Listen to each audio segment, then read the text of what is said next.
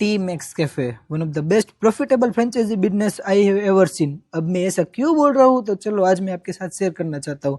So hi everyone, I am Manish Dharodiya from Morbi and today I will explain and telling about T max cafe, जो मेरे according one of the best profitable franchise business है। अब ऐसा क्यों, तो हैदराबाद की franchise है जो इजीली 3-3.25 लाख में मिलने वाली एकमात्र फ्रेंचाइजी है।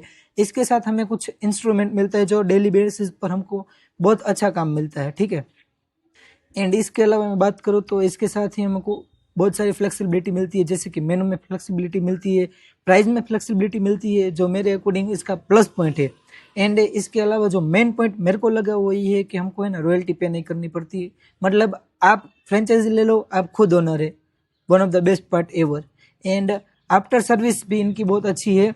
जो फ्रेंचाइजी लेने के बाद कुछ प्रॉब्लम रहते हैं, लाइक कुछ हेल्प चाहिए तो इजीली कन्वर्जेशन हो जाती है।